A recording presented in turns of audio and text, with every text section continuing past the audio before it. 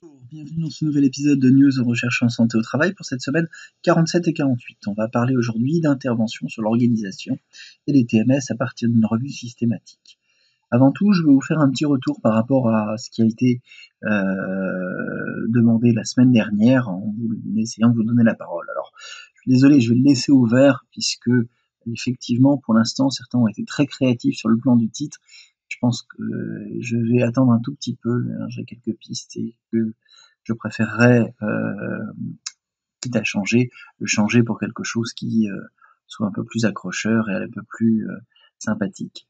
Fréquence 2 par mois semble plus raisonnable. Certains voulaient conserver la fréquence hebdomadaire, d'autres disaient qu'une fois par mois ça pouvait être suffisant. Donc on va essayer à 2 par mois. Merci en tout cas pour toutes vos réponses et continuez à répondre sur le site du Lyme Survey.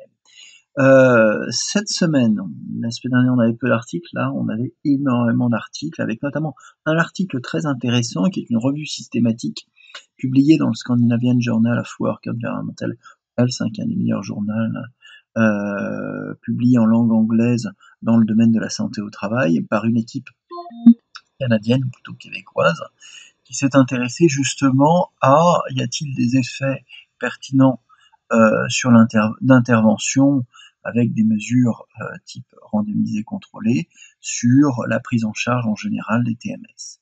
Ce qui est intéressant, c'est que effectivement, il y a un grand nombre d'articles qui s'intéressent et qu'ils ont trouvé un nombre d'articles intéressants, importants, d'études d'intervention bien faites, 2 avec une méthodologie de très bonne qualité, 10 avec une méthodologie, on va dire, tout à fait correcte à optimale, le reste étant de qualité plus faible. Et ce qui remarque, c'est qu'on retrouve ce qui avait déjà été écrit, c'est que la nécessité, lorsqu'on a un TMS, d'avoir des pauses ou des périodes de repos supplémentaires par rapport à ce qui est conventionnel, dans le sens anglo-saxon, mais également dans le sens français, semble important, avec un niveau d'évidence, un niveau de preuve largement suffisant pour être appliqué.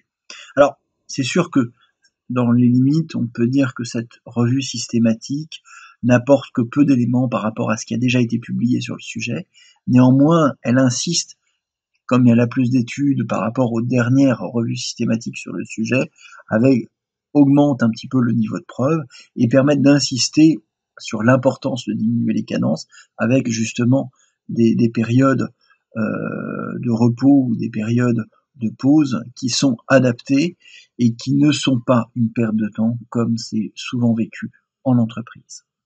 Voilà, et bien écoutez, je vous remercie, je vous rappelle les principes et les limites de cette chaîne et je vous donne à dans 2 semaines pour un nouvel épisode de News en recherche en santé au travail, ou si on a un nouveau titre. J'espère que on pourra trouver quelque chose d'un peu plus accrocheur.